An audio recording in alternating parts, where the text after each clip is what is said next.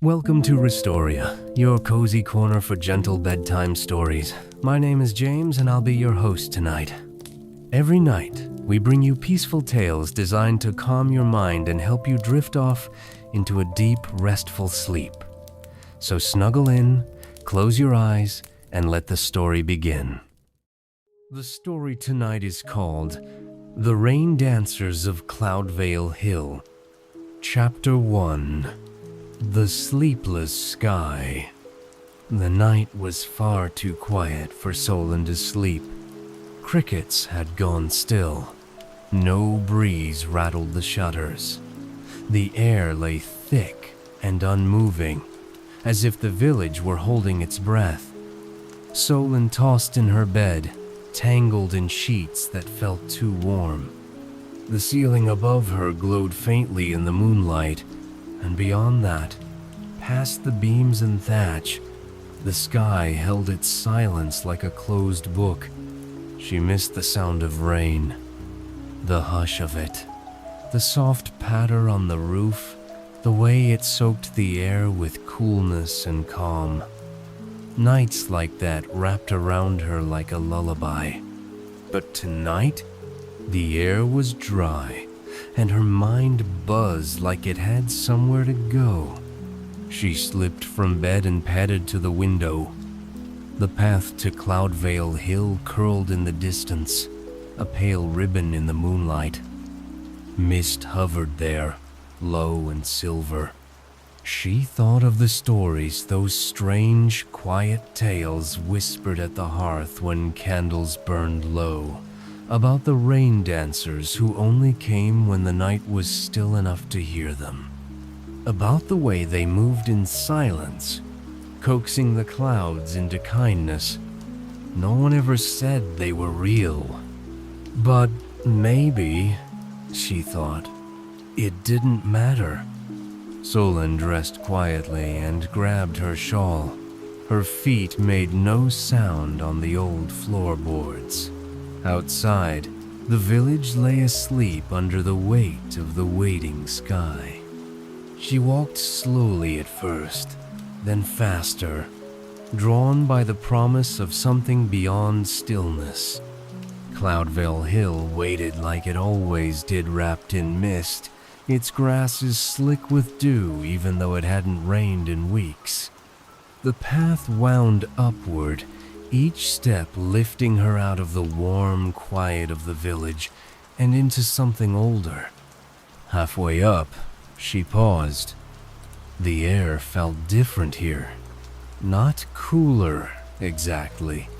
Just cleaner, like breathing through gauze. She heard something then, not quite music, but rhythm. Not quite a drum, but something with a pulse. She crested the hill and stopped. They were already there. The rain dancers. They moved in slow, fluid circles around a ring of smooth stones. Their clothes shimmered as they turned, veils of silk catching the moonlight like ripples on water. Their feet were bare, pressing into the earth with such care that it seemed they barely touched it at all. Tiny bells wrapped around their ankles gave off the softest chime, a sound you felt more than heard, like a memory of thunder. Solon didn't speak. She didn't dare. She stepped beneath the low branches of an old ash tree and sat with her knees tucked close. The rhythm of their dance was slow, deliberate, patient. And then it began. The scent came first. Petrichor. That earthy, impossible scent that only arrives before the rain. It filled her nose and settled her shoulders.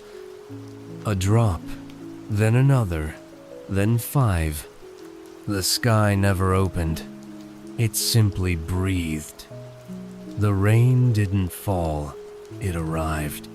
Soft, steady taps on the leaves, a kiss on her forehead. The kind of rain that made you feel like the world had just remembered something important and wanted to tell it gently. The dancers didn't look at her. They didn't stop. She leaned against the tree. Her eyes began to close. The rhythm of the drum siff, that's what it was, blended with the hush of the rain. The hill cradled her like a parent would. No dreams came, only quiet. When Solon woke, the sun was a faint whisper behind the clouds. Dew clung to the grass. The ring of stones was empty. Beside her hand lay a pendant, a single drop of silver, shaped like rain. She held it up to the light. It caught the gray morning in its curve and seemed to hold a shimmer inside. She smiled, tucked it into her pocket, and made her way down the hill. That night, and many after, she slept soundly. And sometimes, when the moon was right and the air too still to bear, someone, maybe Solon, maybe not, would light a candle at the edge of the path, just in case the rain dancers were near. Chapter 2. The Candle on the Path. The pendant stayed cool against Solon's skin, no matter how long she held it. It didn't glint the way silver showed it shimmered, as if the rain had been folded into it, stitched inside like a secret. She wore it under her shirt during the day and kept it beneath her pillow at night. That morning, after her visit to Cloudvale Hill, Solon told no one where she'd been. Not because she didn't want to, because she couldn't quite explain it. The way the air changed, the way the dancers moved without speaking. It all felt like a dream, but dreams didn't leave pendants behind. By the week's end, the air had dried again. The heat returned with its usual weight, heavy on the rooftops and caught in the branches. Sleep grew thin. People grew restless. So that evening, just after sunset, Solon lit a small candle and placed it on the first stone step that led out of the village and onto the winding path. She didn't stay to watch it melt. She didn't tell her mother. She simply returned home, the pendant cool beneath her collarbone. The next morning, the candle was gone. No wax, no wick, nothing but the faintest circle of soot where the flame had been. Rain came that night, a soft hush, a drifting lullaby, and the whole village slept as though they had been waiting for it. From then on, others began to leave candles. A merchant left one on his windowsill after weeks of tossing in his bed. A shepherd set his atop a fence post near the meadow. A pair of children placed theirs in a jar, surrounded by daisies. None of them claimed to see the dancers, but some swore they heard a sound bells, maybe, or far-off drums, just before the rain began. Solon never said a word. She simply listened. And sometimes, in the quiet between stories, she smiled. One evening, a traveler arrived.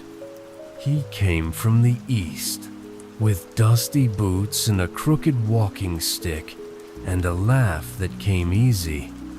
His name was Marn. He stayed at the inn and traded tales for supper. The rain dancers, he said one night, weren't only known in Cloudvale. He'd heard of them in other hills, other quiet places, places where the rain was gentle and the people left space for silence. They dance, he said, but they also choose. Choose what?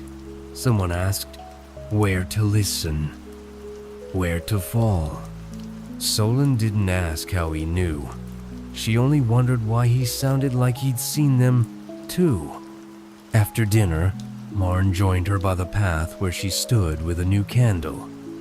He looked at her pendant and gave a nod like he understood something unspoken. "They gave you one," he said.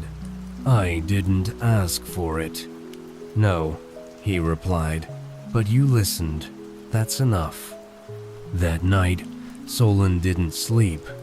Not out of restlessness, but because something in the air felt different. She climbed the path again, the hill now familiar beneath her feet. The mists wrapped around her like a shawl, but when she reached the top, there were no dancers. Instead, the ring of stones held something new. A small wooden bowl sat in the center. Inside, water, still, clear, reflecting the stars above like a second sky. Next to it, a folded piece of cloth, soft gray, edged with tiny silver threads. Solon didn't touch either. She knelt beside the ring and waited, unsure for what. Minutes passed, maybe hours. The sky remained dry, though the scent of rain lingered just beneath the air, like a promise not yet spoken. And then, one by one, they appeared, not from the trees, not from the path, from the mist itself. 7 dancers. They walked. Not danced at first. They moved slowly toward the bowl and stood around it. The air around them shifted. The wind picked up, soft and uncertain. One dancer turned toward Solon. No face, only the shape of kindness in the way their head tilted. They raised one arm, then another, and the dance began. She watched. This time, not from behind a tree. This time, from within the circle. The rain did not fall, but her heart did. Into something deep, something old, something that didn't need to be explained. She stayed until the stars began to fade, and when she finally rose to leave, the cloth lay beside her, folded and waiting. This time, she took it. Chapter 3: Threads of Quiet.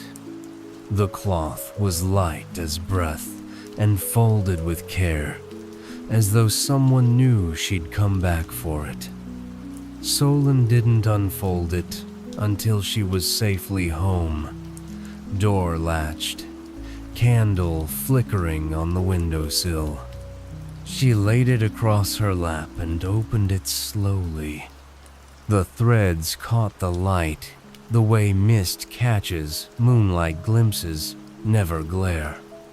Along its edge, stitched in a looping, near-invisible script, ran symbols she didn't recognize. Not letters.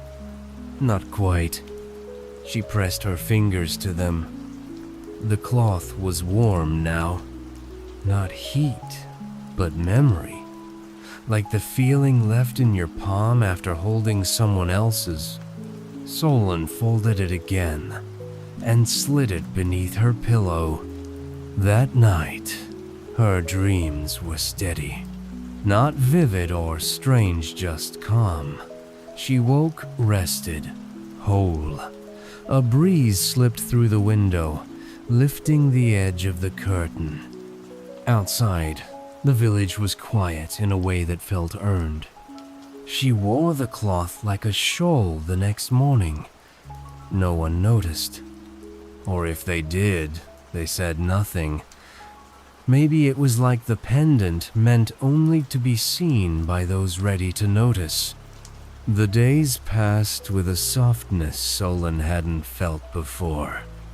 People smiled more easily. They spoke more gently. Marn stayed in the village longer than expected, fixing the inn shutters and helping a farmer rebuild a fallen fence. He didn't talk much about the dancers again, but he did glance toward the hill now and then with a kind of reverence, like he was waiting for a sign he didn't expect but hoped for anyway. One afternoon, a thick heat settled in. The air tasted of metal. The clouds gathered, but stubbornly held their reign. Solon felt it in her bones. Something had changed. The candle on the path flickered oddly that evening, not high and proud like usual, but low and reluctant. She added a second one. Marn saw her do it and followed. "They haven't danced since the cloth," he said quietly. Solon nodded. "I think they're waiting." "For what?" "For someone to ask." Marn looked at her, then not surprised, but curious. "You think they want permission?" "No," she said. "I think they want company." She climbed the hill again just past dusk, the cloth draped over her shoulders, the pendant resting like a weightless stone on her chest. This time, the sky was not quiet. It pulsed with tension, the kind of sky that begs for release. The ring of stones was empty, but Solon didn't sit beneath the tree. She stepped into the center and sat cross-legged in the middle of the ring. She waited. This time, no mist, no distant chimes, only stillness, until she moved. Not much, just her hands at first, rising gently like the dancers had done. Her fingers traced circles in the air, uncertain but steady. She remembered their rhythm, not the steps, those were too fluid to hold, but the intent, the offering, the invitation. The cloth warmed, the air stirred. A single bell chimed not hers, then another, and from the edge of the hill, one dancer stepped forward, then another. They moved into the circle with hair not around her, but beside her. Solon kept her rhythm small, humble. Her feet didn't move, but her breath found a pattern. And as the seventh dancer arrived, the circle felt whole. No rain fell, but the ground exhaled. The tension broke, not with a storm, but with stillness, as if the sky had unclenched its fists. The dancers circled her once, twice, then bowed not to her but with her, and they vanished. Solon stayed in the circle, alone in body, full in spirit. She stood slowly, the cloth around her shoulders glowing faintly with threads of motion. As she walked home, the clouds remained, quiet, watching, and the candles on the path burned steady till morning. Chapter 4. The Listening Sky. The hill didn't feel quite the same after that night. Not unfamiliar, just more alive, as if the earth itself remembered Solon's movements, as if the quiet had learned her shape. When she returned to Cloudvale Hill the next evening, she found a circle of stones newly swept. The center was clear of leaves. The air was thick with the scent of wet moss, though the sky hadn't rained. She didn't expect the dancers this time. She came only to sit. Solon crossed her legs in the circle again, folding the cloth over her knees. She wore the pendant openly now and let her hands rest against the earth. No movements, no rhythm, just listening. And the hill listened back. A stillness settled over the grass. The breeze moved softly through the trees like an exhale. From somewhere in the valley, a crow called once, then went silent. She heard the sound before she saw the boy. Footsteps, light, careful, not hidden, just hesitant. He stepped into the clearing, no older than 12, with hair like dry straw and wide, blinking eyes. He held something in his hand-saw clay bowl, slightly cracked, filled with water. "I saw you here last night," he said. Solon nodded, offering no surprise. "Did you bring that for them?" He looked down at the bowl. "I think so. Would you like to wait?" He nodded. Together, they sat. The sun dipped lower. The mist rolled in, thin and silver. The bowl trembled once as the breeze picked up, but the water didn't spill. Solon didn't lead this time. She didn't raise her hands or search for rhythm. She simply breathed and let the quiet do what it knew how to do. A bell chimed once.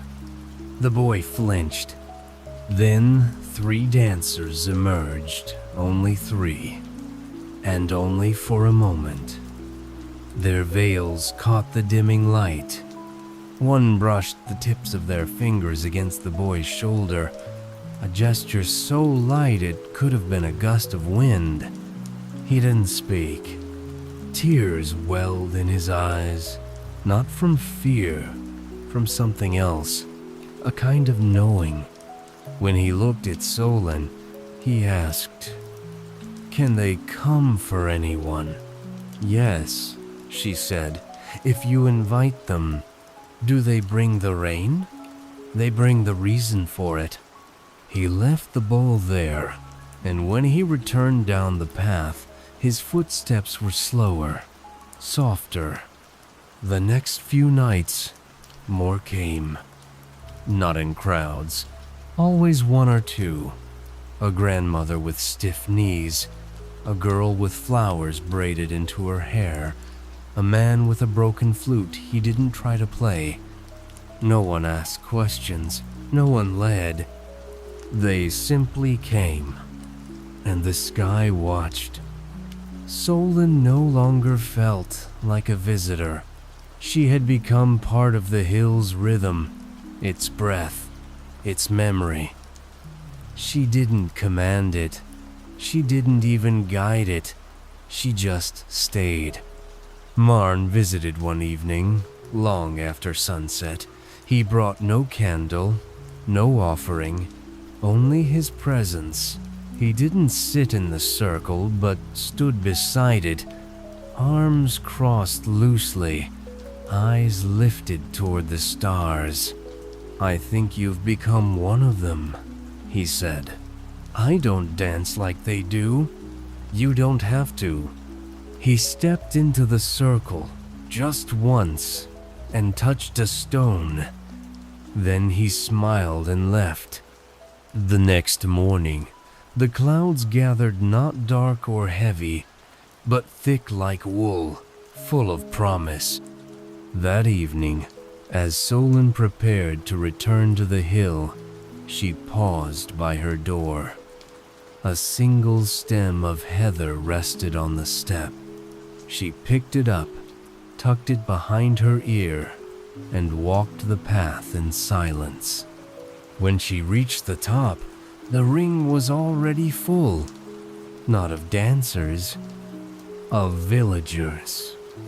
Not speaking, not waiting for spectacle, just listening. The hill held its breath with them, and somewhere, far off, thunder rolled not loud, not sharp, just enough to let them know the sky was listening too. Chapter 5. The Shape of Rain. The clouds didn't break for days. They lingered not with threat, but with patience. The sky was a soft gray lid above the village, filtering the sun, wrapping the rooftops in gentle shadow. People spoke in quieter tones. The streets felt slower. Even the animals moved more carefully. The air was full of waiting. Solon didn't climb the hill every night now. She didn't need to. The path had become a rhythm of its own, marked by footsteps not hers, by candles she hadn't lit. Some brought bowls, others small bundles of herbs, folded cloths, or pieces of polished glass. No one called these offerings, but they all left them just the same.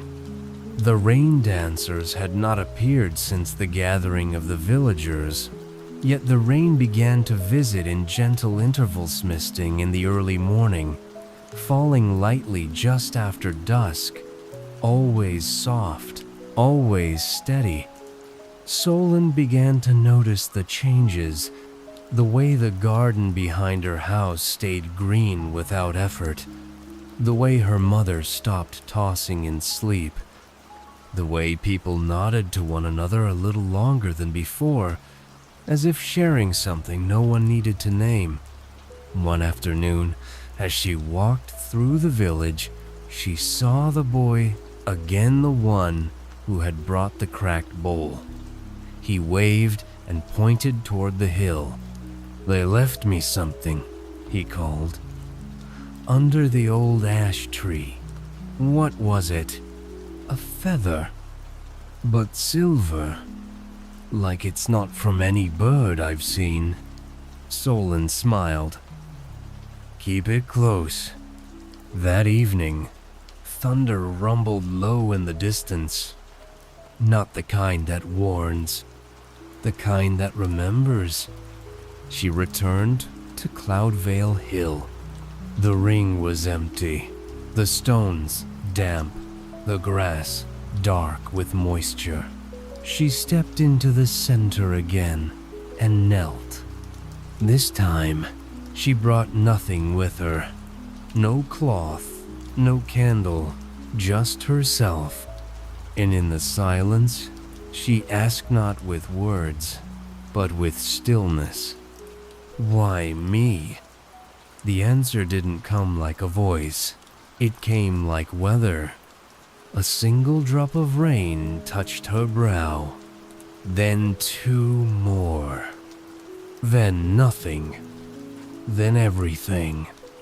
The clouds, released not in a storm, but in a slow surrender. A rain that knew its way around the hill. A rain that didn't fall hard, but folded into the land, like an embrace. She stood slowly, her hair damp, her eyes closed. When she opened them, the dancers were there, all 7. They stood around the outer edge of the ring, unmoving, watching. Their veils clung to them in the rain, translucent and trembling. One stepped forward and placed something in her hand. It was a stone, small, smooth, dark as storm clouds, with one silver line running through it like a crack that had healed. She looked up, but they were already gone. No footprints, no bells, only the rain. When she returned home, she placed the stone beside the pendant and the cloth, each item different, but somehow the same. Not tools, not treasures, reminders. That night, she dreamed not of dancers, but of water, of how it moved, of how it listened, of how it always finds a way. Chapter 6. When the clouds return. The morning after the rain, everything was still. Not the uneasy stillness that comes before a storm, but the kind that follows after a stillness full of breath, of knowing. The village moved, slowly, gently. A hush had settled into the streets, not from silence, but from care. Solon walked the path again, though she hadn't planned to. Her feet simply led her. The pendant rested against her chest, the cloth folded in her bag, the stone nestled in her palm. The hill waited. The ring of stones held no dancers, but it didn't feel empty. It felt ready. She sat at the edge of the ring, beneath the old ash tree, where she had first watched the rain dancers move. The ground was damp, but soft. The mist rolled low, catching in the grass. As she sat, others came, one by one, a quiet procession, some with offerings, some with nothing but their presence. Marn arrived last, his walking stick tucked under one arm, his face more lined than before. He didn't speak. He simply sat beside her. Together, they waited. Not for rain, not for dancers, for the quiet to speak. And it did. Not in words, but in gestures. The way the air cooled, the way the leaves trembled, just so. The way a child laid down a feather beside the stones and walked away smiling. Solon didn't try to name what was happening. She didn't need to. The hill was no longer just a place of stories. It had become part of the village's rhythmic's resting heartbeat. And the dancers? Perhaps they would return when needed. Or perhaps they never left? As the sky cleared, letting sunlight filter through the haze, Solon stood. She turned to Marn and said softly, "We'll keep the path lit." He nodded. "And the hill will remember." That evening, as the stars emerged, the first candle was lit. Then another, then 5, then 10. Placed on windowsills, on steps, on fences and stones. No one said why. They didn't need to.